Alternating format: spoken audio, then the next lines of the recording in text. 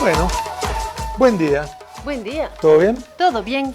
Y buen inicio de silencio electoral. Exacto. A partir de ahora, nada de campaña, a reflexionar bien, pensar bien qué va a hacer cada uno, cada una con su voto. Y el domingo votar.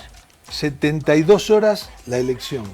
Vos sabés que yo no voto, pero me encantan las elecciones. Tengo una expectativa, una ansiedad tremenda por saber quién va a ser el nuevo presidente. Y además creo que, dos cosas creo, que van a mejorar algunas cosas, van a mejorar. No puede estar peor que ahora. Sí. Lo digo sin ninguna animosidad. No, es la ventaja de llegar a la situación en la que estamos. Claro. Es que peor, claro. Casi imposible. En economía, ¿sabes cómo se llama esta situación? Un efecto rebote. ¿Por qué? Porque llegaste tan abajo que cualquier cosa rebota y es mejor que lo que está. Es decir, la inflación debería ser menor, todos los indicadores económicos deberían mejorar, porque se llegó muy abajo. Y la otra es que yo sí creo que gane quien gane, hay que respetar el voto popular y tratar de apoyar, porque es decir, metiendo cizaña no se gana nada, con peleas no se gana nada, hay que ir para adelante.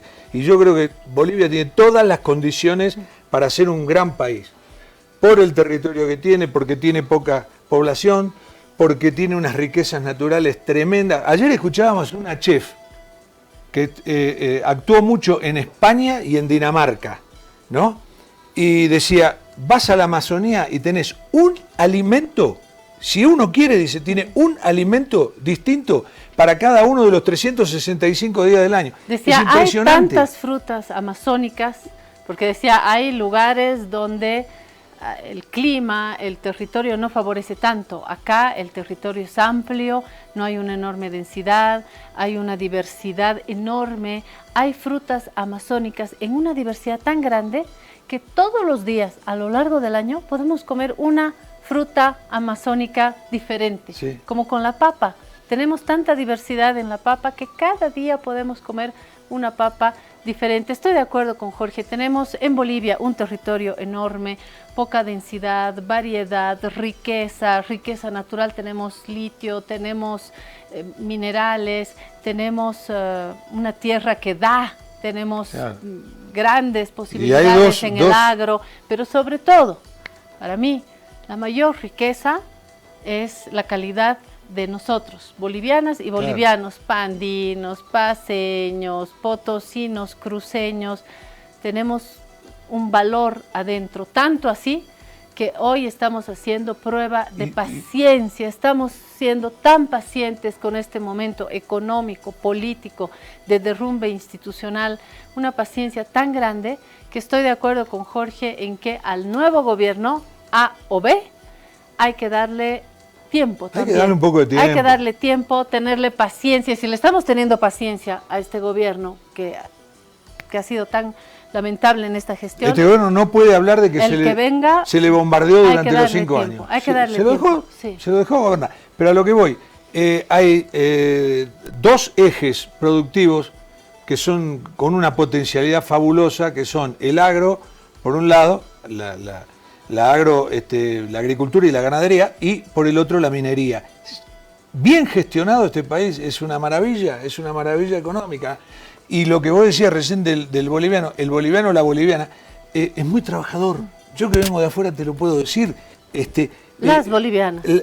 No, todos son trabajadores, pero lo de la boliviana es impresionante. A mí La mujer en particular. La mujer boliviana es impresionante, ¿no? Sí. Y además vos vas, hay 100 negocios, me animo a decir esto, 95 están atendidos por mujeres. Verdad. Y no es que solamente está detrás de un mostrador, no, hace todo.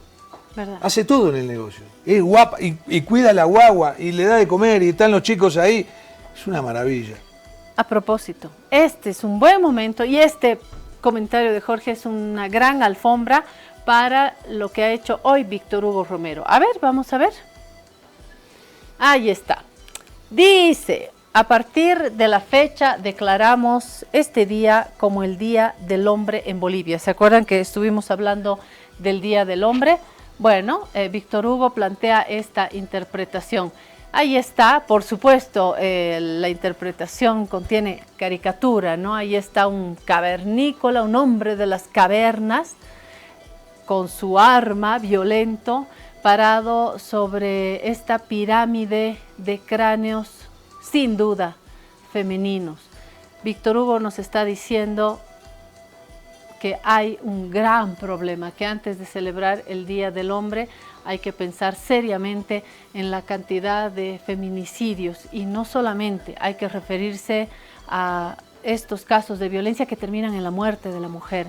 Hay violencias que se sufren cada día, hay violencias físicas, hay violencias psicológicas, hay violencia laboral, hay violencia simbólica.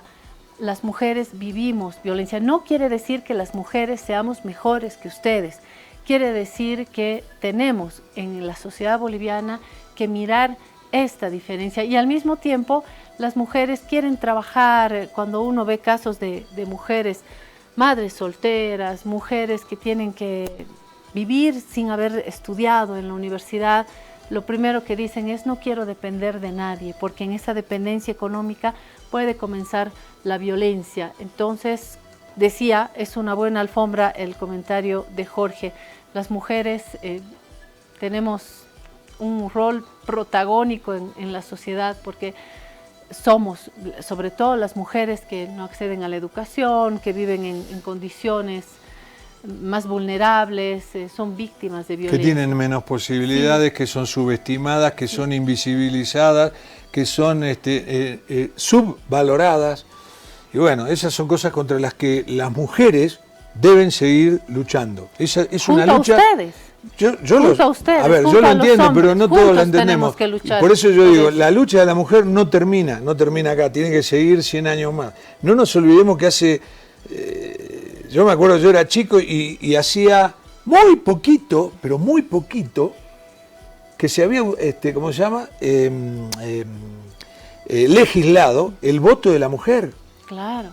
En la Argentina, en el siglo XX, y hacía poquitísimo, que recién habían podido votar las mujeres, no podían votar. Y eso a mí me parecía insólito. Hay que esperar la revolución del 52 para poder ver el voto universal, indígenas y mujeres. Mi mamá no podía votar, yo pensaba en eso, ¿por qué mi mamá no puede votar?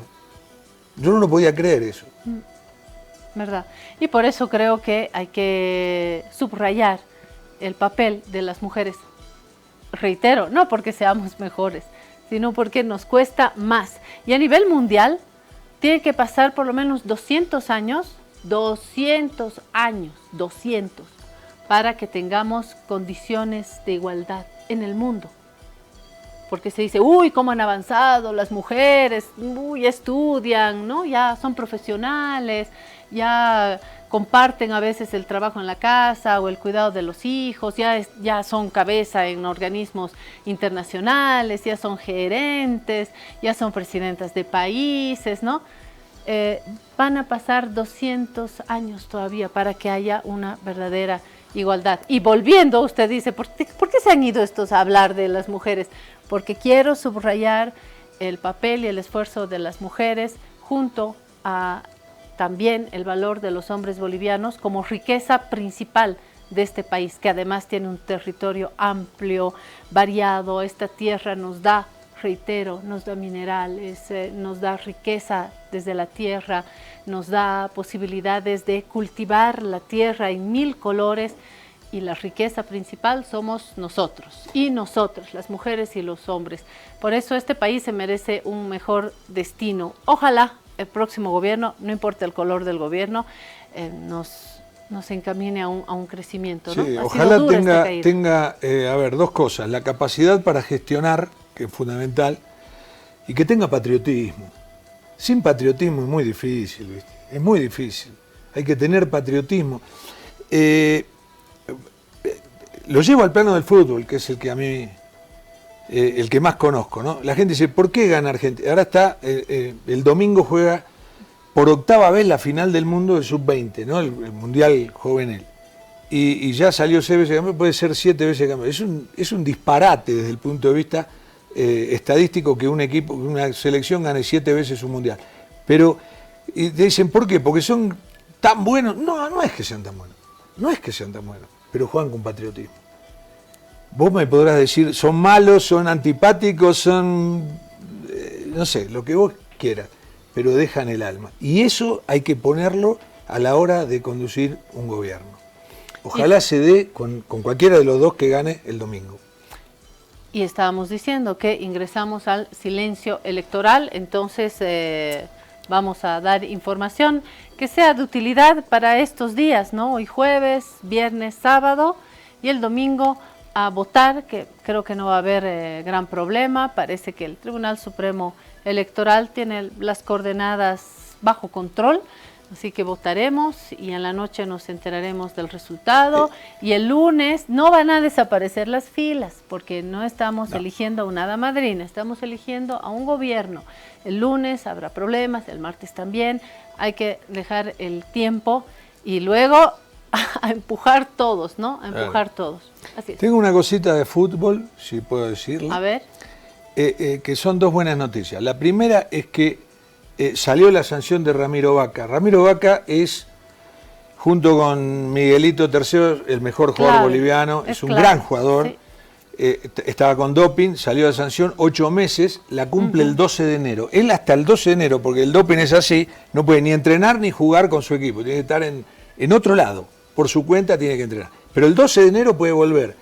Y el repechaje es a fin de marzo. Es decir, tiene todo el tiempo del mundo para estar bien recuperado. Se recupera un jugador fundamental para el equipo. Y la otra buena noticia es que el 14 y el 18 de noviembre, ahora, el mes que viene, juega 2 partidos de primerísimo nivel como los acaba de jugar Bolivia. El 14 contra Corea del Sur en Seúl y el 18 contra Japón en Tokio. Nada de perder las esperanzas, no, entonces. Después de ese partido con Rusia yo estaba desanimada. Pero está jugando contra selecciones top. Ahora son top. Japón es ¿cómo se llama? Una potencia en ciernes en el fútbol mundial. Y acaba de ganar a Brasil 3-2, ¿no? Clasificó a su 8º mundial consecutivo. Entonces, esos partidos sirven para medirte y para decir, bueno, ¿estoy como para ganar un repechaje o no? Lo último que hay que decir es que se vivió fiesta un poco en todo lado con el cierre de las campañas, ¿no? De los 2 candidatos que llegaron. ¿No? Cada uno, sí, siempre un cierre es festivo, ¿no? El final de una campaña, el cierre de una campaña. Y yo me imagino, después de lo que ha hecho cada uno de los candidatos a la presidencia, a la vicepresidencia, pero al equipo en general, deben también esperar el cierre de campaña para descansar, deben estar, pero molidos y molidas todos los que han trabajado en estas campañas, ¿no? Ahora toca prepararse, ahora los que tienen que trabajar son los del Tribunal Supremo Electoral y garantizar una elección, y nosotros, desde donde estemos en los medios, supervisar y dar esa tranquilidad. Hoy vamos a hablar de economía. Hemos invitado a un amigo de La Guarida, Omar Velasco, para hablar de ciertos insumos de la economía, para ver por dónde podríamos ir, gane A o gane B, por dónde podemos avanzar, qué es lo que prioritariamente habría que hacer desde el gobierno, desde un Ministerio de Economía, pero también desde los actores económicos, empresa privada, comerciantes, trabajadores, por dónde ir en esta ruta. Y hay que ir pensando en esta reconstrucción de la economía. Y después vamos a hablar de economía también, ¿no? No, de economía, sí, es el tema que más me gusta. Después del fútbol a mí, y después de economía seguimos hablando de economía para hablar de las ventajas que nos están ofreciendo en Prodem. Hoy vamos a invitar a Claro. alguien de Prodem también. Sí, las ventajas de Prodem y además el sorteo. ¡Ay, el sorteo! Hoy lo gano. Hoy Ojalá. invito a comer. Muy bien, muy bien. Gana y Jorge nos invita a todos. Y aquí a todas las chicas también en el estudio. Vámonos a la pausa y enseguida volvemos con Omar Velasco. Si te resfrías, consigue alivio de día, descanso reparador de noche y fortalece tu sistema inmune con Refrianex sobres día y noche. Refrianex, siempre contigo, en cada momento. Señora, un paraguas, por favor. ¿Como este? El joven de Prodem. El mismo. ¿No tuviera uno más grande? ¿Como este? Más grande. Más grande sería pues la sombrilla, joven. Sí, perfecto, señora. Es que ya viene. ¿Qué viene? La lluvia de premios de Banco Prodem. Vuelven los sorteos para los que ahorramos en la procuenta de Banco Prodem. Y si tú mantienes o incrementas tus ahorros, ya estás participando. Un ticket por cada 100 bolivianos que mantengas en tu procuenta y 2 tickets por cada 100 bolivianos que incrementen tu saldo. Gana miles de bolivianos. Con ganadores en el área rural y urbana. Si aún no tienes tu procuenta del Banco Prodem, ábrelo hoy mismo y empieza a ahorrar. Porque cuando llame Prodem, ¡ganan todos!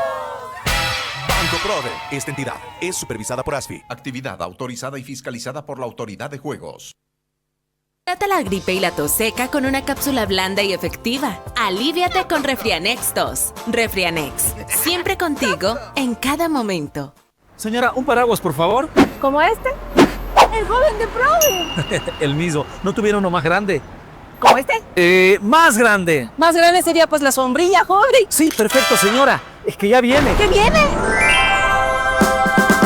La lluvia de premios de Banco Prodem. Vuelven los sorteos para los que ahorramos en la procuenta de Banco Prodem. Y si tú mantienes o incrementas tus ahorros, ya estás participando. Un ticket por cada 100 bolivianos que mantengas en tu procuenta y 2 tickets por cada 100 bolivianos que incrementen tu saldo. Gana miles de bolivianos. Con ganadores en el área rural y urbana. Si aún no tienes tu procuenta del Banco Prodem, ábrelo hoy mismo y empieza a ahorrar. Porque cuando llame Prodem, ¡ganan todos! Banco Prodem. Esta entidad es supervisada por ASFI. Actividad autorizada y fiscalizada por la Autoridad de Juegos.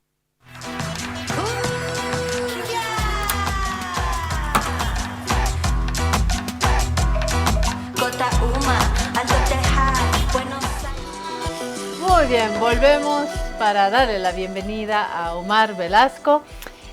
Le hemos ofrecido té, dice que no té, nos vamos a ir al agua nomás. ¿Por qué no té? ¿Qué rollito hay con el té? A ver, contanos, Omar, y bienvenido. Bueno, muy buenos días. Primero, Claudia, siempre es un gusto estar aquí en La Guarida. También saludo a querido Jorge. Bueno, estamos en esta campaña mediática en beneficio de nuestros riñones. Estos dos grandes amigos que los tenemos en nuestras espaldas, que no los vemos, pero cumplen una función Y no siempre los importante. cuidamos, ni los vemos ni los cuidamos mucho. Yo Así me es. olvidé de mis riñones, ahora que lo dijiste tú, recién me estoy acordando. Y el agua es para limpiar los riñones. Claro, porque el agua cumple la principal función de que es limpiar la pureza, ¿no? O sea, los riñones limpian todas las toxinas del cuerpo, la sangre, pero obviamente el agua es, digamos, la mezcla ideal para que esto pueda hacerse más rápido y efectivo. ¿Cuántos vasos de agua toma Omar? Yo tomo harto, yo creo que, bueno, mínimo 8, yo creo que... ¿Ah, sí? ¿Qué?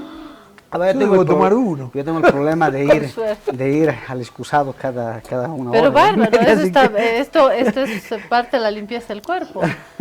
Está bien. Yo tomo uno en la mañana, la tacita en la guarida y con suerte en la noche. Y para de contar, pero ahora que me lo planteas, creo que hay que entrar en la campaña de a tomar agua, Agua. todos, ¿no? Jorge, ¿cuántos vasos de agua tomas al día? A la mañana tomo uno y a la Uno. noche por ahí tomo otro, Dos, tardecita, listo. a la tardecita. Pero no soy de tomar agua y antes no tomaba ni eso, nunca me daba sed. Ah. Lo que sí me gusta es infusiones, té, café y mate, Sí. los tres. En eso los chinos nos dan cátedra con esto del té, ¿no? El té chino, bueno, y los argentinos con el mate también. Es bueno el mate. El mate Pero hay es que bueno. tomar agua, agua, agua. Bueno, hemos empezado con este concepto. Se nota que hay silencio electoral, ¿no? No le estamos sacando el cuero a nadie, no estamos hablando de encuestas, estamos hablando de la importancia del agua. Parece que hay silencio electoral. Bueno, pero- y además a mí me gusta el agua tibia. Y la llave para Omar, ya no Claro. la necesita, pero Nosotros igual le vamos a dar la deberíamos llave. pedirle la llave a Omar, Sí. pero no, se la vamos a dar, porque él ya es de la casa prácticamente. Esta llave, como vos la ves así, y te darás cuenta, es hierro. Yo no sé si ya estaba inventado el acero, porque el acero no tiene toda la vida. Es una una aleación del acero. Entonces, después se inventa. El hierro es puro, ¿no? Se extrae. Y bueno, esta llave es de hierro puro, evidentemente es de la época de la colonia. ¿Qué casas, qué casonas y qué puertas podrían abrirse estas? Estas puertas de, ¿cómo se llama? Esos portones gigantescos, ¿no? Portales. Y es la llave de la hospitalidad.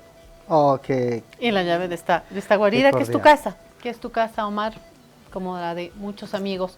La idea es hacer un espacio plural y la idea hoy es hacer un balance. Creo que este es un buen momento para, antes de hablar de economía, hablar del trabajo del Tribunal Supremo Electoral, porque es una instancia que ha sido centro de polémica, por supuesto, el 2019 con todo este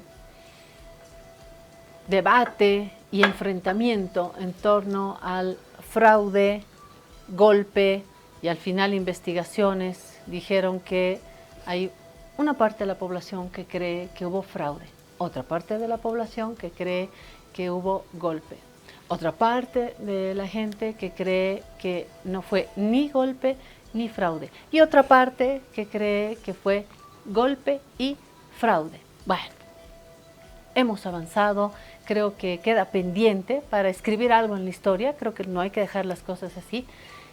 Y también hay que evaluar el trabajo del Tribunal Supremo Electoral en esos momentos, luego en las elecciones a las que tardíamente convocó el gobierno transitorio de Yanine Áñez, post pandemia, y ahí también hubo acusaciones de fraude cuando ganó Luis Arce con más del 55% de la votación.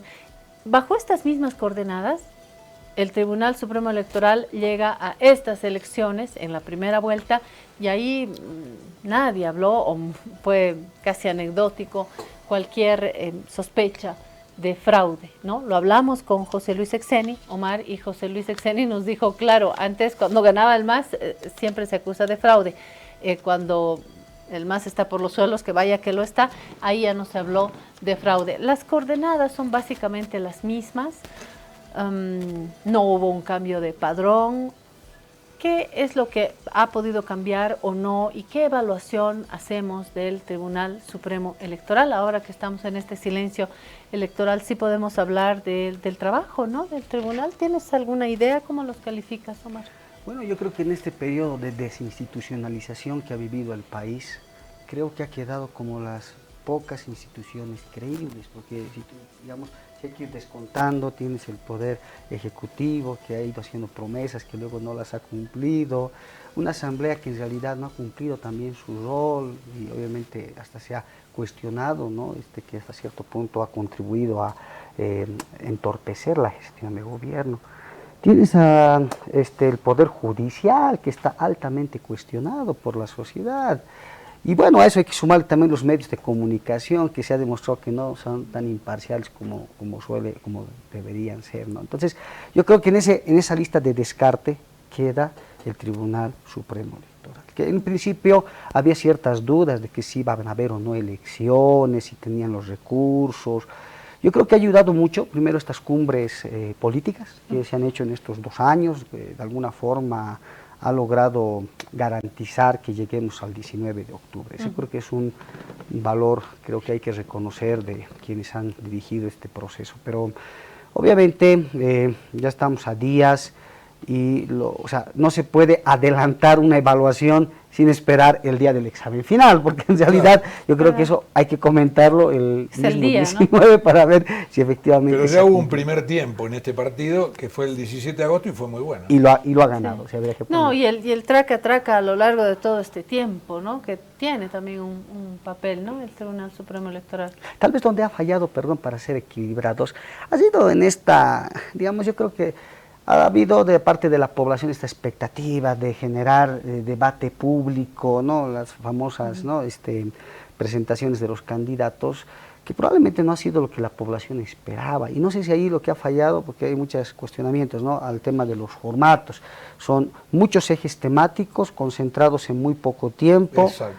que termina siendo una generalidad de ideas y de preguntas y respuestas imprecisas. Seguro. ¿Cómo vas a explicar en 2 minutos 30 todo lo que hay que hacer en economía en los próximos 5 años? Es muy difícil. Estuvimos... Los candidatos, viste, que leían a toda velocidad, dicen, leen, y si no se olvida. Sí, estuvimos con Ricardo Paz y con Mario Cañipa hablando de esto y ambos coincidían en que no era un debate propiamente, se hizo un espacio de comunicación, no de debate, de transmisión de ideas, de parte de los programas, y fue muy rígido. Entonces, usted 1 minuto, conteste, pregunte, ahora usted nada más, corte, yo no intervengo, simplemente distribuyo la palabra, y eso le quitó la esencia de lo que tiene que ser un buen debate político, memorable. Quedan para la historia grandes debates en el mundo, quedan para la historia, dejan aprendizajes, marcan una elección. No fue el caso ni por la participación de los candidatos a presidente y a vicepresidente, ni por el formato, ¿no? ¿Qué me dice Omar? O más bien lo voy a empujar a que se pronuncie sobre el TCP, Tribunal Constitucional Plurinacional, que se metió en todo. Solo faltó que se meta en nuestras casas. Sí atravesó el Tribunal Supremo Electoral. ¿No será algo que hay que reprocharle a estas alturas? Claro, sí hay, digamos, uno de los principales protagonistas, como en un partido de fútbol, que debiera en realidad pasar inapercibido, ha sido el TCP, porque en realidad ha sido, creo que, el ente más cuestionado de estos últimos tiempos, ¿no? Por su gran injerencia, no solo en tema de las elecciones, no hay que olvidarnos de estos fallos sorpresivos que inhabilitaban a una sigla política, a otra la habilitaban. O sea, y a un candidato clave que fue Evo Morales, claro, y a otro que no fue menor, Jaime Dum. Jaime Dum prometía también en un camino político y bueno, ahí está. Prometía sumar muchos votos. Sí, pero yo creo que ambos están diciendo, como diría el Papirri en una de sus metafísicas populares, ahora van a ver mañana. Ahora, yo creo que Dum no se va a ir a su casita y Evo Morales. No, si lo anticipó acá. Dijo que ahora estaban en el tiempo perfecto para armar un partido propio. Vamos a empezar a trabajar desde el primer día del próximo gobierno, pensando en el 2030, ¿no? Sí. Lo dijo claramente. Así es. Y el otro, Evo Morales, que no va a dejar de ser política, nunca, ¿no? Es un animal político. No, y además él también anticipó que va por las, ¿cómo le dicen aquí? Subnacionales, sí, ¿no? Por las subnacionales. Que vienen para abril del año que viene, ¿no? Yo quería hacer... Sí, perdón, referencia... No, si tenés una más de estas, sí. Si no, yo quería empezar por preguntarle cosas de economía. No, tengo una más a propósito de lo que decía Omar, y es cómo está la imagen del Tribunal Supremo Electoral ante la opinión pública, la percepción de la gente. Estuvimos con José Luis Exeni, qué buenos amigos que tenemos, qué buena información que nos traen. José Luis Exeni nos trajo los resultados Delphi, que son estudios de percepción, y ahí una de las preguntas que se hacía es ¿qué opinión tiene entre menos favorable, más favorable entre estos campos, instituciones, ¿no? El gobierno, la asamblea, la justicia, la policía, las Fuerzas Armadas, Tribunal Supremo Electoral, Central Obrera Boliviana, organizaciones sociales, medios de comunicación, y como bien apunta Omar, está entre los que se salva el Tribunal Supremo Electoral, porque tenemos pésima percepción de la justicia, pésima percepción del gobierno, de la asamblea, de la policía, y el Tribunal Supremo Electoral no es un oso de peluche, pero se salva. Los medios de comunicación también muy cuestionados, ¿no? Los medios de comunicación son percibidos también como factores políticos o actores políticos, y eso nos tiene que llevar a una reflexión. Y el Tribunal Supremo Electoral no es que saque 100 sobre 100, pero está con mejor calificación, ¿no? La Iglesia Católica, que ha subido un poco, aunque yo creo que la Iglesia Católica es un actor político que ha sido más político en este último tiempo que en otros, y ahí estamos. Y yo creo que el Tribunal Supremo Electoral tiene todavía una tarea por hacer hacia adelante, ¿no? Claro, todavía, y lo has dicho, voy a empezar por lo último, no hay que olvidarnos que todavía está pendiente el tema de las elecciones subnacionales, entonces hay tarea todavía hacia adelante en materia electoral. Exactamente, entonces no puede descuidarse hoy una de las principales poderes con credibilidad del Estado. Ahora bien, lo que también hay que entender es que esto también va a pasar por un proceso de reorganización interna, porque hay algunos vocales que van a cesar de funciones en el mes de diciembre, eso hay que ponerlo en la mesa. Y del otro lado está también este interinato de la presidencia, vicepresidencia que ha tenido Hassan Teufel, porque seguramente hay que darle, digamos, como que un cordón un poco umbilical más estructural de cara a lo que va a ser las elecciones subnacionales y después las elecciones judiciales, porque no hay que olvidarnos que el embrollo de esta situación de inestabilidad política principalmente ha estado vinculado al prorroguismo de algunas autoridades y obviamente hasta que no resolvamos, Jorge, esa situación, Claudia, esta situación de incertidumbre podría incluso continuar. Que es una de las tareas del próximo gobierno, gane quien gane.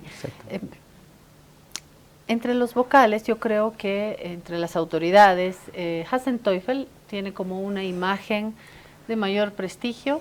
Este último tiempo, Vocal Ávila ha estado como más visible y a quien hemos visto, pero muchísimas veces en los medios y ha desaparecido este último tiempo es el vocal Tawichi, ¿no?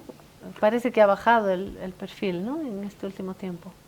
Creo que, bueno, sin especular, en realidad yo creo que estamos ya a meses de terminar de una culminación de mandatos, porque creo que junto con el vocal Tawichi hay dos vocales que van a concluir. Yo creo que en realidad es ya un periodo casi de finalización, y a eso le advertiría tal vez su bajo perfil, pero tú lo has mencionado muy bien, este ha sido un actor dentro de los vocales muy influyente hace meses atrás, pero bueno, o sea, más allá, digamos, del rol protagónico que pueda tener uno u otro, hay que entender que es un cuerpo colegiado y deberían actuar en esencia, ¿no? Y bueno, pues estamos a una semana de las elecciones, yo creo que va a haber esa contundencia, esa unidad, se va a ver reflejado en esta. Pero lo de Tawichi es notable, porque él, más que parecer un vocero o un vocal del Tribunal Supremo Electoral, parecía el vocero presidencial.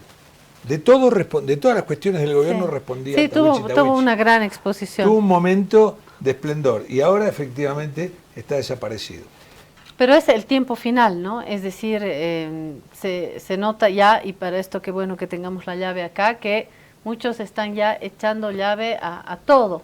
Yo no dejo de subrayar cada vez que puedo que este tiempo ha estado marcado por renuncias. Gerente de la gestora, gerente de EMAPA, viceministro de Comercio, tengo en mente un viceministro, directores, están renunciando. En YPFB varios funcionarios, y el presidente de YPFB que no está con todo este escándalo. Parece que se van cerrando las puertas, la gente se va yendo, hay autoridades que ya ni contestan el teléfono. Me cansé yo de llamar al viceministro de Defensa del Consumidor, Silva, no lo encuentro o no se deja encontrar. Y hay otras señales. Hoy descubro en el periódico El Deber esta noticia que comparto con ustedes antes de ir a lo económico. Gobierno decreta pago de vacaciones no utilizadas para funcionarios públicos. Leo la primera parte. Asegurarse de que cobren antes de que ellos se vayan. O sea, ya cobren, cierren la puerta, apaguen la luz, más o menos. Me da esta sensación.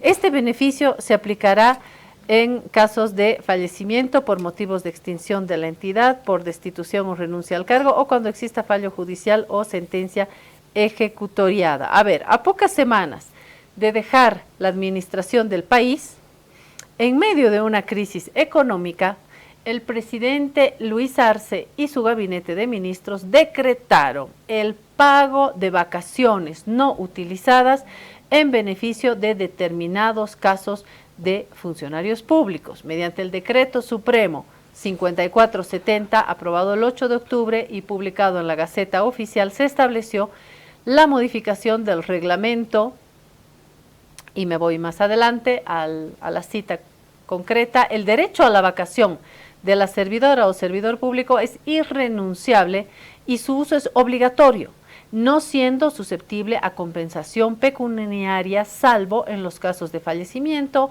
a favor de sus herederos, por motivos de extinción de la entidad, por destitución o renuncia al cargo, o cuando exista fallo judicial o sentencia ejecutoriada, que es la lista que les leí hace unos instantes. En estos casos, las entidades públicas en todos sus niveles deberán efectuar el pago correspondiente por vacaciones no utilizadas dentro de un plazo máximo de 45 días calendario, cita el texto modificado que está en el artículo 2 del nuevo decreto. O sea, ya se acaba, ya nos vamos, apaguen la luz, pero antes les pago, cobremos, y me parece que no es la mejor señal a mí. No sé qué opinas, Omar. Mira, se había un regalito para dejar a sus acólitos próximos del presidente Arce, tenía que ser esto, ¿no? A ver, primero sería importante diferenciar lo que es la Ley General del Trabajo, que efectivamente reconoce todos los derechos laborales, de lo que es el Estatuto del Funcionario Público, porque cuando uno es funcionario público, por supuesto, no tiene derecho, por ejemplo, a indemnizaciones, finiquitos, no tiene derecho a, digamos, a defensa en caso de un despido injusto, ¿no? Ahora bien, en realidad no se está vulnerando ninguno de esos derechos, se está diciendo de que las personas que cumplan, o sea, todo ciudadano, todo trabajador boliviano tiene derecho a hacer uso de sus vacaciones. Pero como día libre, exactamente, no pagada. Y es ahí lo que iba a entrar, porque claro, lo que está este decreto supremo haciendo es reconocer financieramente las vacaciones de los funcionarios públicos a días de este cambio de gobierno, lo que se va a traducir, Claudia, en un incremento fuerte del gasto público. Como no sobra plata. Claro, como no sobra plata. Y habría que ver si el gobierno en ese cálculo, porque hasta medio año el déficit fiscal era más de 5%, vaya a saber con qué número vamos a cerrar este año. Por tanto, si dentro del cálculo de sostenibilidad financiera de este año, o como lo está dejando, haya considerado que digamos, es pagable esta remuneración en efectivo, porque lo ideal hubiera sido que las personas puedan concluir su mandato haciendo uso de sus vacaciones. Claro, usando las vacaciones. Omar, hemos sido anoticiados de que la economía tuvo un decrecimiento del 2.4, ¿no? Del Producto Interno Bruto. La gente dice 2,4, bueno, no es tan grave, ¿no? Pero desde el punto de vista económico es bastante serio el tema, ¿o no? Es grave. En realidad no habíamos tenido una contracción económica tan fuerte desde hace más de 30 años, sin contar, por supuesto, el año de la pandemia. Pero, a ver, antes de empezar por ese tema, permíteme robarte unos minutos, unos 30 segundos al menos, o un minuto, para hacer mención a la presentación de estos datos, porque en realidad surgen de no solamente la presentación de esas cifras, sino de todo un cambio metodológico que el INE ha presentado a la población, porque, bueno, más allá de las malas noticias, creo que lo bueno de todo esto es que se está entregando una nueva metodología para medir la economía boliviana, ¿no? Y en esta metodología, por ejemplo, se está incluyendo nuevos sectores económicos. Vamos a pasar de 35 actividades a 39. Por ejemplo, la salud y la educación no estaban visibilizados dentro de las cuentas nacionales, dentro del PIB. Ahora las vamos a poder ver de manera más precisa. Por otro lado está, digamos, el incremento del número de estructuras de costos que se tienen que armar por sectores, que anteriormente eran de 35, hoy se va a pasar a más de 200 estructuras de costo elaboradas. Un dato que parece también interesante son las cuentas económicas integrales. Mira, estas cuentas lo que permiten es hacer un traspaso, una traslación desde cuentas de producción e ingreso, que son flujos, a cuentas de stock, de patrimonio neto, para calcular la riqueza de un país, ¿no? Y para dar consistencia entre los flujos nominales y reales. O sea, bueno, pero dicho esto... o sea, más certera el tema de las cuentas, o sea, de los números, de las estadísticas. Está ayudando a precisar la información. Más preciso. Sí. Porque si hay algo que le hemos reclamado al gobierno es que no había información, primero, actualizada y segundo, precisa para poder entender el tamaño de la situación económica en la que nos ¿El INE encontramos. es estatal? Es estatal, depende en realidad del Ministerio de Planificación. ¿Pero qué grado de independencia le das? Ninguna, porque No, no sus es funcionarios son designados por Claro. la MAE del Ministerio. ¿Es creíble este 2.4 de retracción económica? Bueno, yo creo que era menos... Debería ser, ¿no? Debería ser. Claro, o sea, lo que hay que ver es que este dato ha sido de alguna forma consensuado con organismos internacionales, trabajado, pero siempre, o sea, no hay dato, digamos, acabado. Puede haber siempre necesidades metodológicas de ir mejorando, pero, o sea, más allá de querer defender la información estadística del INE, lo que hay que entender es que los bolivianos, para tomar decisiones adecuadas, necesitamos tener información precisa. Y eso es lo que no hemos tenido, porque nos hemos, si quieren, desayunado los bolivianos de que habíamos estado en recesión económica, no este año, sino desde el año pasado, porque los datos el año pasado, bajo la antigua metodología, demostraba que la economía boliviana había crecido un 0,7%, cuando en realidad tenemos una contracción de 1%. Y obviamente... Ahora, ¿esto fue un accidente o Manipulado. fue manipulado? En realidad yo creo que es, bueno, en política dice que no hay casualidades, pero de alguna forma se ha hecho calzar el periodo de la actualización del año base a la conclusión de un mandato, ¿no? Pero, o sea, más allá de la crítica, que por supuesto es denostable, de decir por qué la demora en la entrega de datos y obviamente cómo esto cambia, creo que hoy hay que verlo hacia adelante. Porque, o sea, decir que el año pasado hemos decrecido, o sea, la gente lo siente en sus bolsillos, no es necesario Claro. que un Así es. burócrata del Estado Por te eso, lo diga. por eso hay Pero, una repregunta, y es si este 18 que se dice, 18% desde enero hasta hoy de inflación, ¿es correcto? ¿Vos lo ves correcto? ¿Es real? ahí tenemos de nuevo problemas y sesgos metodológicos, porque tú para elaborar ese cómputo de inflación partes de la construcción de una canasta básica de consumo, que dicho sea de paso viene del año 2016, 15-16, que es cuando se ha elaborado la encuesta de presupuestos familiares. La norma internacional te dice que cada 10 años tienes que actualizar esta canasta, porque como cambia las preferencias, los gustos de la población, Sí, lógicamente cambia la medición, la forma de la medición. los ponderadores se van ajustando. O sea, de por medio, entre el 2025 y el 2015, tú has tenido una pandemia que con toda seguridad ha afectado, ha cambiado los patrones de consumo de la población, y eso no se ve reflejado hoy en las cifras del IPC. Pero eso no le podemos llamar en sí mismo un maquillaje contable, sino que básicamente lo que ocurre es un sesgo metodológico por falta de actualización de la metodología. Ya, bueno, todo viene... ahora ya es parte de la historia, pero en Argentina fue muy famoso el tema ¿cómo se llama? Del tema de la inflación, que es en la Argentina hay dos dramas, uno es la inflación y el otro es el dólar, históricos, ¿no? Contra los que ha tenido que luchar la gente y buscarse formas para eludirlo. Y bueno, te decían, la inflación es del 1,1 y en realidad era del 9%, una cosa así, ¿no? Es famoso que Kirchner lo llamaba el presidente, el director del INDEC y le decía, ¿cuánto? Él lo llamaba al director del INDEC, ¿cuánto es? 9,2. Pone 1,3. Y había que poner 1,3.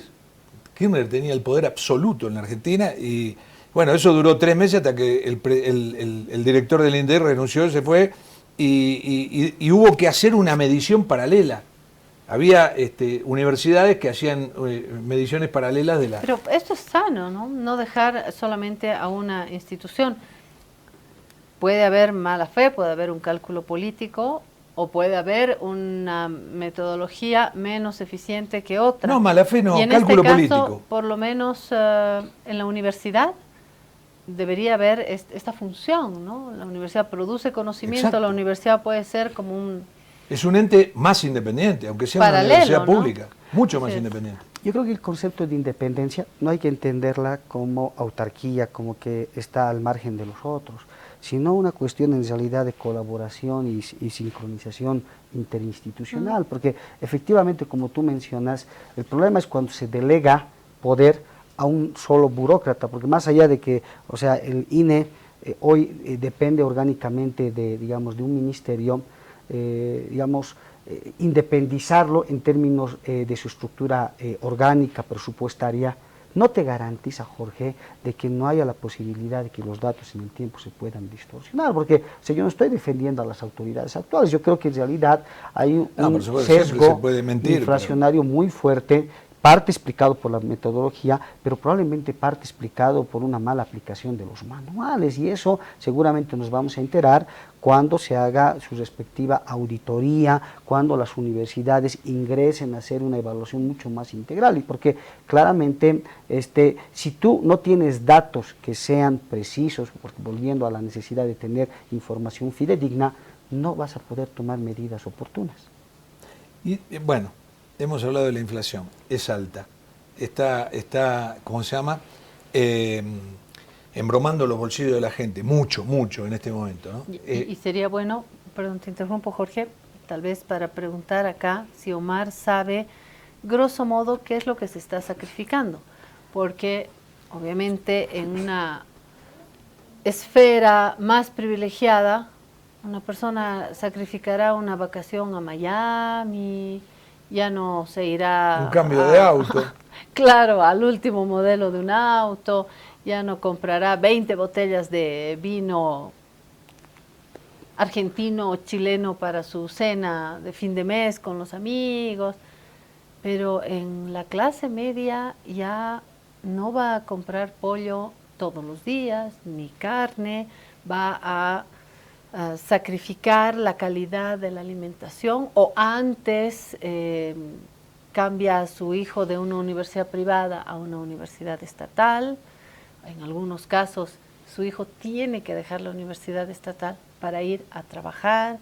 En otros casos salen también menores de edad a trabajar. Es decir, se puede hasta sacrificar la salud, y a veces no por decisión. Cuando uno ve que no hay ambulancias, que no hay atención, que no hay medicamentos, y si hay, incrementaron el precio, entonces uno no atiende su salud, no atiende su alimentación, no conserva la calidad de educación para sus hijos.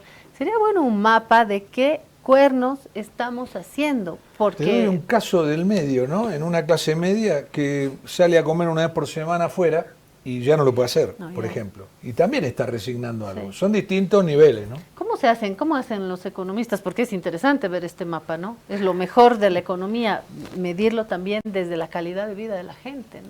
Es una pregunta muy interesante que creo que no se está analizando en términos generales. Bueno, desde el lado más macro y duro de la economía, uno entiende que una crisis puede tener diferentes formas, ¿no? Porque nosotros hemos comenzado el año pasado con un estancamiento recesivo, una recesión económica. Hemos pasado de la recesión a la estanflación, que es la suma de la inflación al estancamiento. Y de no resolverse esta situación podemos ir rumbo a una situación de hiperinflación. Ahora, ¿cómo este concepto económico tan agregado se refleja en el bolsillo de la población? Pues en realidad lo que hay que entender es que hay crisis económicas distintas, porque la población tiene diferentes formas como está siéndose afectada por la crisis, ¿no? Mira, si tú tendrías que dividir a la población, estratificarla por clases sociales, gente de ingresos bajos, medios y altos, lo que tú vas a ver es que el impacto es totalmente distinto, ¿no? Y los dilemas en realidad son distintos, porque para la gente, por supuesto, de clases media alta, la crisis económica se traduce en viajar menos veces al exterior, van a hacer viajes nacionales, o porque están en algunos casos no cambia nada, siguen viajando, siguen haciendo su vida como si no pasara nada. Claro. Y la clase alta es la menos afectada, sí. E incluso en el decil superior, es decir, en el estrato más alto, incluso una crisis podría terminar beneficiándola, porque hay sectores económicos que hoy están concentrando la riqueza, porque, digamos, detrás de el auge, por ejemplo, del sector agropecuario, de la minería aurífera, o detrás, por ejemplo, de estas utilidades, récord de utilidades de la banca, hay familias que se han hecho ricas en este periodo. Del otro lado, ¿Verdad? repito, tú tienes clases medias altas, medias bajas, que tienen un conflicto, digamos, de sustituibilidad entre ahorro y consumo. Tienen que dejar de ahorrar porque van a hoy privilegiar el consumo, y obviamente en ese dilema tratan de ajustar la cantidad de horas trabajadas, porque tienen la posibilidad de incrementar su, digamos, o sea, tienen mayor margen de movilidad laboral. Ahora, si tú te vas a las franjas más bajas de la distribución de ingresos, estás hablando de gente que su dilema es completamente distinto, porque lo que tiene que decidir es si va a consumir 2 veces al día o va a consumir solamente una, porque ya la cantidad de dinero no alcanza.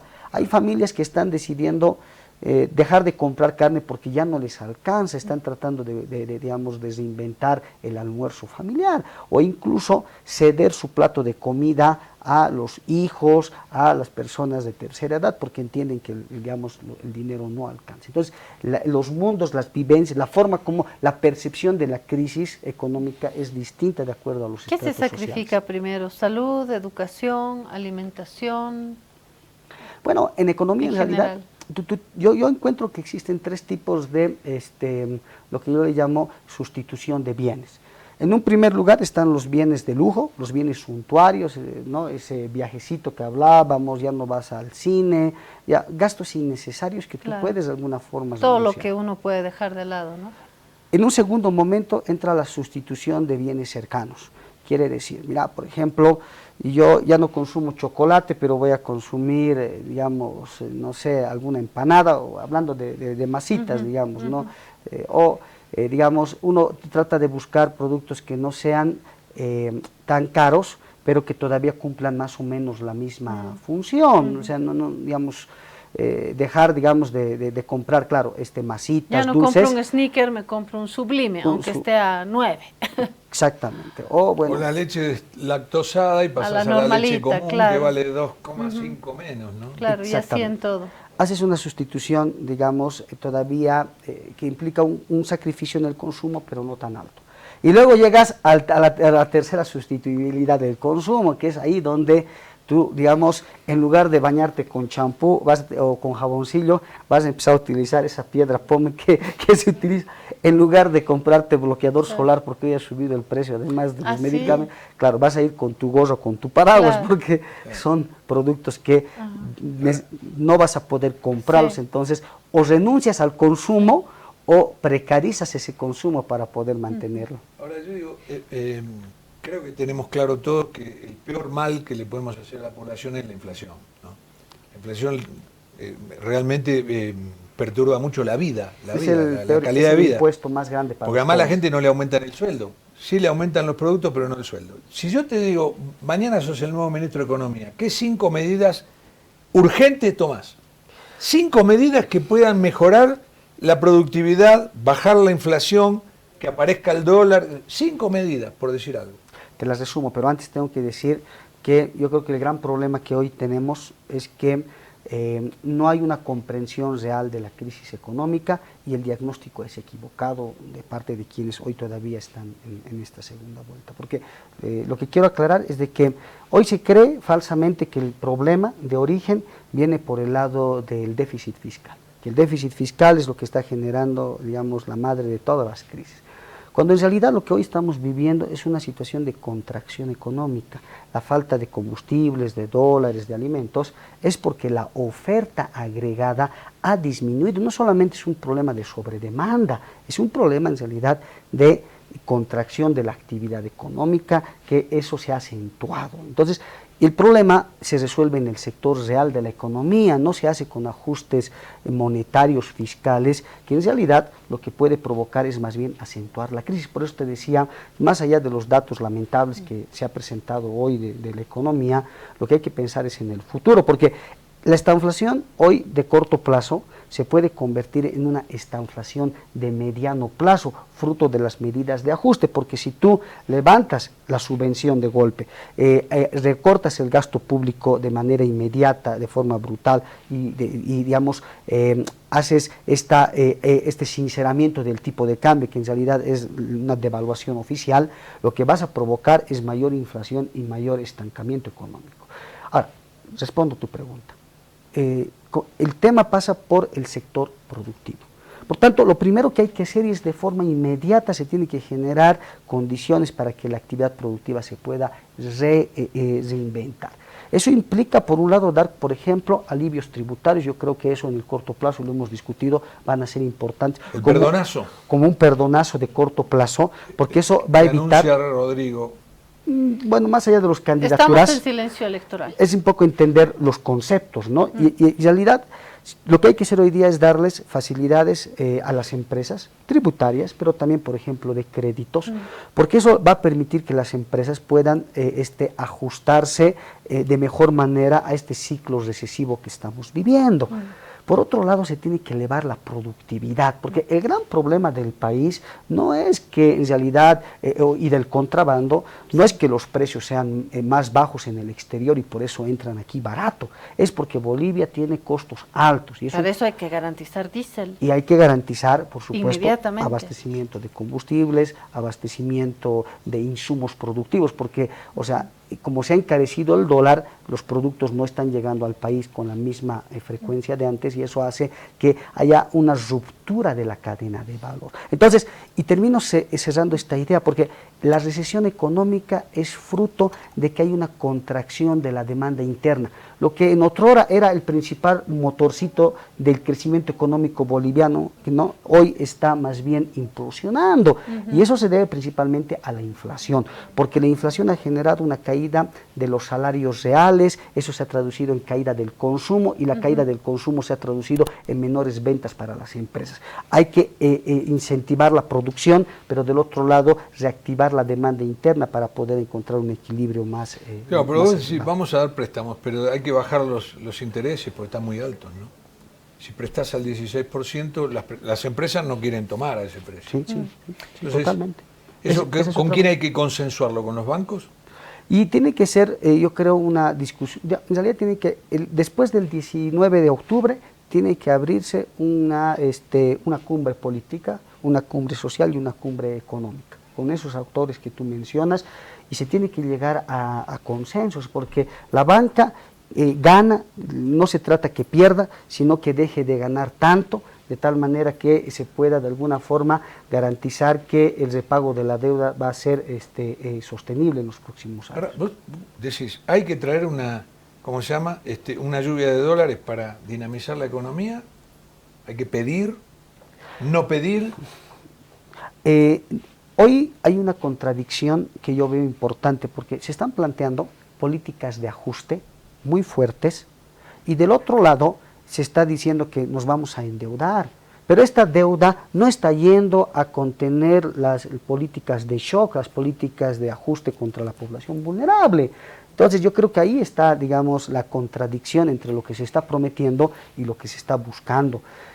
Hoy digamos, yo creo que es fundamental un endeudamiento razonable, pero principalmente pensando en que esos recursos tienen que ir a dosificar para que estas medidas de ajuste no sean de manera tan agresiva sobre la población.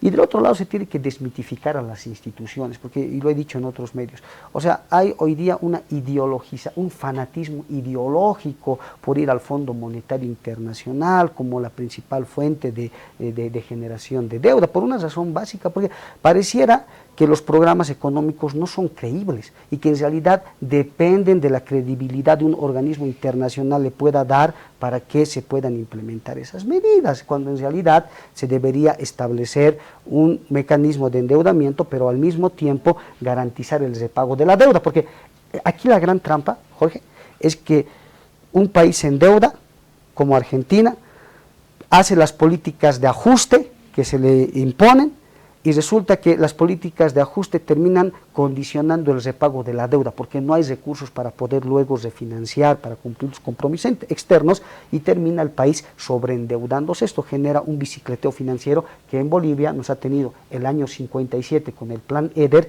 por más de 15 años con el FMI, y después de las reformas estructurales en los años 80, durante otros 20 años en los 90. Entonces, o sea, hay una trampa del endeudamiento, porque los, digamos, quienes buscan estabilizar la economía plantean endeudarse, pero lo que no dicen es cómo van a repagar esa deuda. Pero, a ver, el tema del fondo, yo creo que hay una demonización del Fondo Monetario, yo creo, porque es el que te presta a más bajo interés, ¿no? Y por eso la mayoría de los países quieren recurrir al fondo. Si vos tenés que ir, la otra alternativa son los organismos multilaterales, como puede ser el BID, hay otros también, que son préstamos más bien blandos, no tienen a lo mejor la presión que ejerce el Fondo Monetario, pero son más difíciles de conseguir. El fondo te presta más o menos con cierta velocidad, con cierta rapidez. El tema es poder devolverlo. La gente dice, te pone condiciones para devolverlo. Es que lo tenés que devolver, porque esa plata del resto de los países. El Fondo Monetario es la unión de todos los países. Cuando a Argentina le prestan plata, Bolivia le está prestando un poco de plata. Una aba parte de ese préstamo también la pone Bolivia. Y cuando le prestan a Bolivia, lo mismo. Todo es igual. Entonces, ¿por qué esa cosa que hay contra el Fondo Monetario? A mí me gustaría saberlo, ¿no? Es que, Jorge, el problema no es tanto entrar al fondo, el problema es cómo salimos de él después de que nos hemos prestado. Mira, en principio, no es que la deuda del fondo no sea barata, no sea cara. En realidad, mira, hoy, para que más o menos la población conozca, el fondo te presta a una tasa de interés que se llama DEG, que es la que internacionalmente se está expuesta en la página del fondo, que está más o menos hoy en 3-4%. A la tasa DEG, tú le tienes que sumar un premio, primero por la condición de país que somos, que más o menos es un 3%, y si queremos que nos preste esto de forma inmediata, por esa rapidez, te agregan otro porcentaje. Exactamente. Entonces, como banco. Hoy, totalmente. Hoy tú sales más o menos con el fondo a una tasa de entre 7 y 8%. Eso no es una deuda barata, para decirlo en términos financieros. Pero el problema en realidad no está tanto en la capacidad de repago, o sea, en el costo financiero de la deuda, sino en que, como es un crédito que está atado a determinadas políticas que se tienen que implementar, el problema es que si en el segundo momento, cuando te toca repagar la deuda, el país cuenta con las condiciones macroeconómicas para poder honrar sus compromisos externos.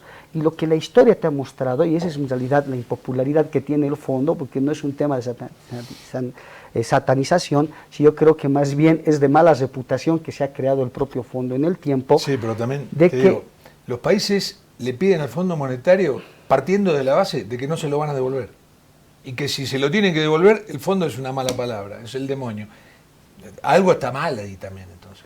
Claro, pero mira, no solamente... Vos al banco le tenés que devolver los préstamos cuando le pedís. Claro, pero el banco te tiene que generar condiciones productivas para que tú puedas devolver, porque sí, claro. Porque, a ver, y voy a hablar de Trump. Perdón, son las condiciones. En el banco hay que ver los intereses acá. Cuando estuve en Francia hace algunos meses, se sorprendían de los intereses que tengo que pagar acá en el banco. 16%. Me dicen, ¿qué? En Francia, pero bajo ninguna circunstancia. No generalizo, quiero decir que depende mucho de las circunstancias, de las condiciones que se plantean. Claro. Lo que pasa es que también el banco se cubre por el contexto económico nacional. Entonces dice, si presto al 5%, puede que pierda mi plata. Eso es lo que dice el banco, ¿o no? Totalmente. No, y obviamente, entonces presto al 16 y me cubro. Es toda una cadena la economía. Lo que hay que diferenciar son los créditos privados al sector, digamos, a las personas individuales, de los créditos a los países. Y ahí es donde yo quiero, por ejemplo, entrar con esta reflexión de lo que ha pasado en Estados Unidos. Porque Milei, hace 2 años atrás, decía que no se iba a prestar, creía que tomar deuda era algo inmoral porque era comprometer los ingresos de las generaciones futuras. Decía que los gobiernos que se prestaban eran unos gobiernos fracasados, ¿no? Y hoy tú ves que en 2 años Milei primero se ha prestado de China, ha renegociado el swap, después ha tenido que recurrir al fondo para incrementar su deuda por 20.000 millones y hoy está pidiéndole a Estados Unidos otros 20.000 millones de dólares. Aquí el problema en realidad, Jorge, es que los países... El problema no está, y Estados Unidos le ha respondido de que si no es Milei el que gana las elecciones, el dinero no va a llegar a la Argentina. Entonces, yo creo que el problema en realidad está no tanto en que si Estados Unidos quiere o no quiere prestar a los argentinos, sino en que la deuda es utilizado internacionalmente como un instrumento de sumisión a los países en desarrollo, como un mecanismo de chantaje geopolítico que en el tiempo termina condicionando determinados intereses internacionales. Y esto obviamente yo veo que es el problema no con el Fondo Monetario, no con Estados Unidos, sino cómo está organizado el sistema. Y termino con esta idea, porque la deuda más cara en realidad es aquella que no se puede pagar. Ahora, ¿cómo resuelve el problema del combustible de Bolivia si no pide dólares, no? Porque se compra con dólares y no hay dólares. Claro. ¿Cómo se resuelve? Una cosa es de dónde uno se presta, de qué instancia uno se presta. ¿Cómo lo hacemos puede eso? ser. Claro, ahí está el talento de los economistas, porque claro, el político te va a decir, yo me presto, financio los equilibrios y la cuenta la va a pagar el siguiente. Y así hemos ido haciendo durante muchos años. No, hoy se necesita realizar un ajuste, yo creo que ahí estamos todos convencidos, pero tiene que ser un ajuste selectivo, un ajuste de tal manera que no genere primero un impacto recesivo, un impacto inflacionario y donde la carga social vaya hacia los sectores vulnerables. Pero, digamos, respondiendo a tu pregunta, mira, no es que en Bolivia no hay dólares. Hay que recordar que hay una gran cantidad de dólares que está fuera del sistema financiero. ¿Y por qué no vuelven al sector, a los bancos? Habría que preguntarse. ¿Por el colchón? Claro, tenemos una cantidad... O afuera. ¿no? O empresarios que tienen también ese dinero afuera. Yo quiero hacer un apunte para cerrar, porque mientras ustedes hablaban de los préstamos y los intereses y las medidas, yo me quedé pensando en nuestro tema previo, que es lo que la gente va sacrificando, porque ya se tocó, Omar, esto de que no le llegue a la gente, ya le llegó. Con este gobierno ya tocaron las distintas esferas y en particular las esferas que menos tienen. Y me quedé pensando en eso porque en la escala que hacía Omar de qué vamos sacrificando cuando los productos suben de precio, cuando todo sube de precio y nuestro salario, nuestros ingresos no suben, se achica el salario, esto va estresando el núcleo familiar y me quedé pensando en el último eslabón, es verdad, primero dejamos de ir al cine, después ya no compramos un sneaker, compramos un chocolate Sublime, o no compramos un Sublime, compramos un chocolate marca Chancho y después suprimimos eso, después no hay carne todos los días, dejamos de salir a comer al restaurante el domingo y empezamos a luego ir sacrificando la calidad de la alimentación, en última instancia nuestros hijos, o cambiarlos de un sistema privado a público, del público dejan de trabajar, se sacrifica la salud porque no se pueden comprar los alimentos. ¿Y saben cuál es el último eslabón? La violencia. Porque ese chofer que está haciendo cola, amanece y anochece, y él sigue en esa cola, y no come, duerme en el camión, no tiene dónde ir al baño, come mal, duerme mal, está agotado, no puede agarrar a Dorgaten del cuello porque no lo encuentra y tiene que tragarse esa cola, ese sufrimiento, no trabaja, no descansa, no tiene gasolina. ¿Saben en qué estado de nervios llega a su casa? Claro. Y eso genera violencia. Es un polvorín. Y lo propio una mujer que no puede vender lo que vendía. ¿Saben en qué estado ingresa a su casa? Y saben los circuitos de violencia que se pueden generar, la espiral de la violencia. Lo hemos vivido en la pandemia. Hoy no tenemos esas cifras, los estudios lo dirán después. Habrá instituciones, instancias, investigaciones que lo dirán después.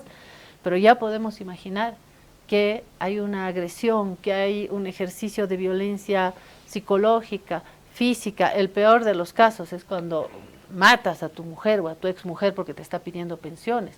pero hay también grados de violencia, de pelea en casa, y luego la mujer vuelca toda esa bronca a los hijos. Y también se incrementa el delito. Y el hijo o la hija patea al perro.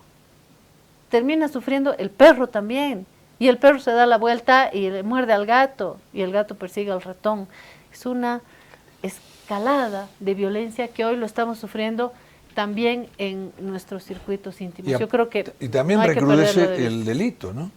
Y por supuesto, eso también, esas historias de que entraron, se sacaron las garrafas, vaciaron el refrigerador, se llevaron las 4 cebollas y los 5 tomates que había, eso se llama sufrimiento y se llama pobreza. Y creo que ese es el último eslabón muy doloroso de esto que parece frío, que es la economía, termina en casa. Bueno, ese era mi apunte, me quedé pensando en eso. Gracias, Omar. Termino con ese apunte. Y Jorge, ahora vamos a hablar de algunos beneficios que nos trae PRODEM, porque hay, ojalá la suerte caiga en los hogares que más necesitan. Hay un sorteo súper interesante. Jorge dice que va a ganar, él cree que va a ganar. Vamos a ver. Vamos. Lo que sí, si gana, nos va a invitar a todos, ¿no? Gracias, Omar, y estamos viéndonos después de las elecciones ya para hablar sobre un candidato ganador. Gracias, perfecto, Omar. Gracias. Enseguida volvemos con unos buenos consejos. Alivio efectivo a todos los síntomas del resfrío con Refrianex comprimidos tradicionales. Refrianex, siempre contigo en cada momento. Señora, un paraguas, por favor. ¿Como este? El joven de PRODEM. El mismo. ¿No tuviera uno más grande? ¿Como este? Más grande. Más grande sería pues la sombrilla, joven. Sí, perfecto, señora. Es que ya viene. ¿Qué viene? La lluvia de premios de Banco PRODEM. Vuelven los sorteos para los que ahorramos en la ProCuenta de Banco PRODEM. Y si tú mantienes o incrementas tus ahorros, ya estás participando. Un ticket por cada 100 bolivianos que mantengas en tu ProCuenta. Y 2 tickets por cada 100 bolivianos que incrementen tu saldo. Gana miles de bolivianos. Con ganadores en el área rural y urbana. Si aún no tienes tu ProCuenta del Banco PRODEM, ábrelo hoy mismo y empieza a ahorrar. Porque cuando llame PRODEM, ¡ganan todos! Banco PRODEM. Esta entidad es supervisada por ASFI. Actividad autorizada y fiscalizada por la Autoridad de Juegos.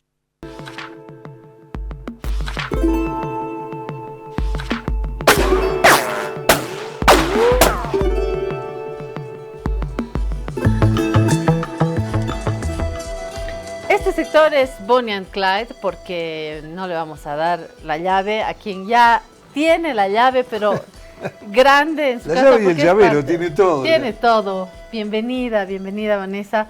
Banco PRODEM con nosotros para seguir informando de las ventajas, ¿no? En estos tiempos de crisis hay que buscar cualquier hilito que nos permita salir adelante. Bienvenida, un tiempito, ¿no? Que no un tiempito, sí. Yo muy feliz de estar hoy acá. Gracias Claudia, gracias Jorge. Vanessa. Como siempre es un placer estar aquí en La Guarida y como tú dices, siempre trayéndoles alguna opción que les permita generar mayores réditos para su platita, ¿no? Que su platita vaya trabajando, que mejor que con nosotros. Sí. Y Vanessa Sandoval, de Banco PRODEM, nos viene a traer una noticia. Sí. Hoy, ¿a qué hora es? Eso. Hoy a las 14:30 venimos con el sorteo número 11 de nuestra promoción empresarial. Estamos muy contentos, muy emocionados por la respuesta que hemos ido teniendo de parte de nuestros clientes y hoy no es la excepción que venimos con el sorteo 11.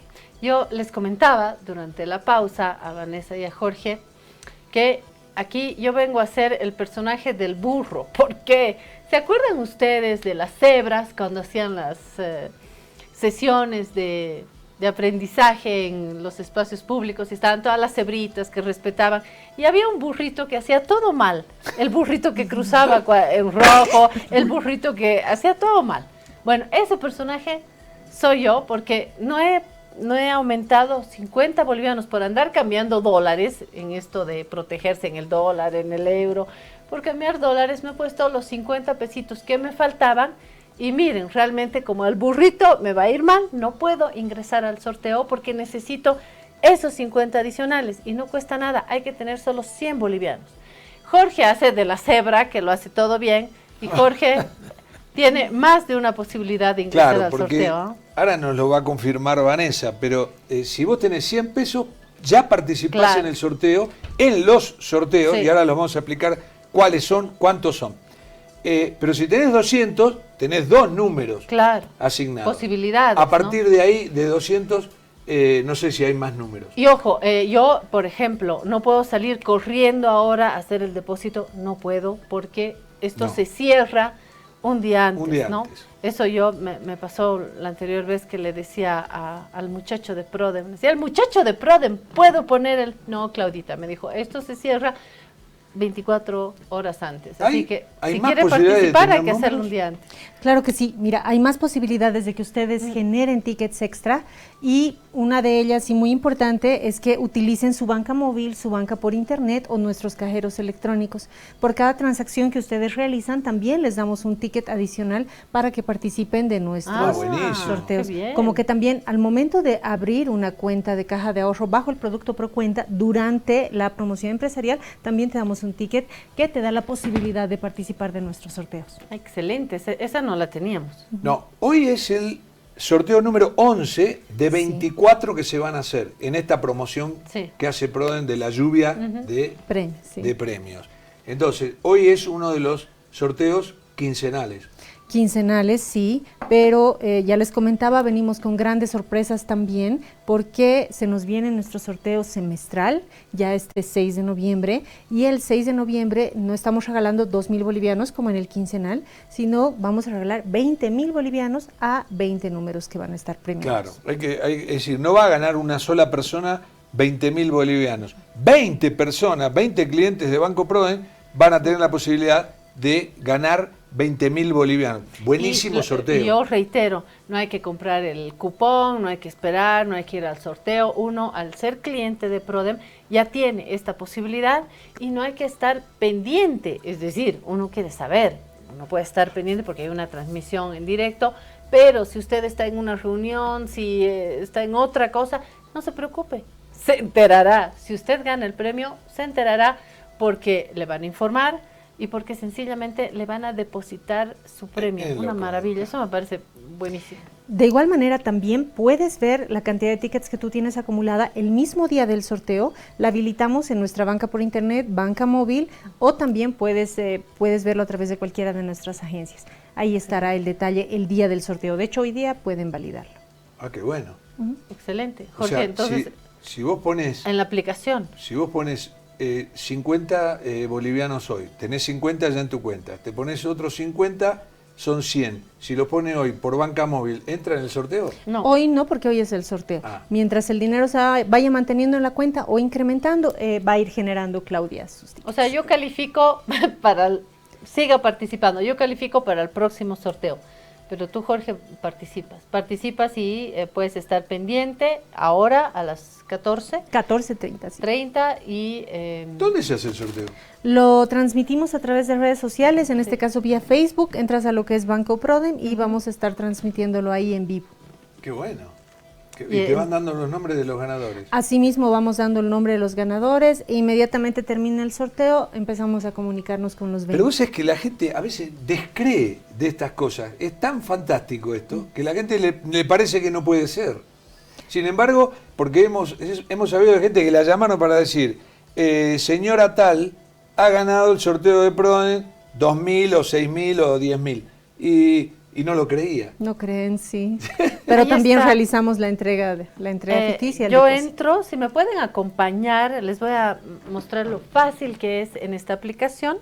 Yo tengo acá mi aplicación Banco Prodem al tiro. ¿Lo podemos ver? Ahí está, ¿se fija? Lo valido con mi dedito, porque tengo ya mis huellas registradas. Y ahí tienen, bueno, el DPF del que hablamos hace unos días y está, por supuesto, el sorteo. Ahí está. Gana miles, ahí está el muchacho de Prodem. Haz clic aquí y ahí uno ingresa, descarga. Facilísimo y funciona. A mí me interesa mucho porque pierdo la paciencia cuando tarda la aplicación o no puedo ingresar. Pierdo la paciencia, pero acá realmente funciona, está muy bien el sistema. Pero además, te digo, hacer las cosas por internet, por la banca móvil en este caso, te da beneficios. Sí. Por ejemplo, en los DPF, en los depósitos a plazo fijo, si lo haces por banca móvil, te da un 0,5% más. ¿no? Claro en todo es así. Cuando vas a comprar un pasaje en BOA, Si lo compras en ventanilla te sale 1.000 pesos. Si lo haces por internet, por la aplicación, te sale 930, una cosa así, o 900. Sí, el problema es que en BOA pagas más yendo, en cambio acá te benefician cuando lo haces por línea, ¿no? No es castigo, es beneficio. Ya estamos evangelizados, ¿no? En Prodem. Sí, me parece muy bien, siempre con los colores ahí de Banco Prodem. Sí, verdad. Bueno, Vanessa, nos vamos, última recomendación, última invitación. Los invitamos a que esta tarde se conecten al live, estaremos desde las 2:30, 20 premios de 2.000 bolivianos y pronto traemos más sorpresas. En Prodem, ¿no? Por favor. Claro. Para comunicarle que haga Claro que sí, ahí te avisaremos que has ganado. Perfecto, gracias Vanessa, gracias, bienvenida siempre, nos vamos a ver prontito con otra ventaja en el Banco Prodem. De verdad, vale la pena, ahí va a trabajar la placita. Una última, ¿puedo? ¿Cuándo es el sorteo final por los 50.000 bolivianos? 20 premios de 50.000, ¿cuándo es? Va a ser en mayo, si no estoy equivocada, es el 11 de mayo. Mes de la madre, ahí voy a ganar yo, ahí yo voy a tener más platita en Prodem. 50.000 bolivianos, 20 premios de 50.000. Excelente. Gracias, Vanessa. A ustedes por habernos acompañado. Nos vemos mañana. Estamos en Silencio Electoral. Nos vemos mañana a la misma hora. Aymara Satelital. Primer plato, Radio Cutipa.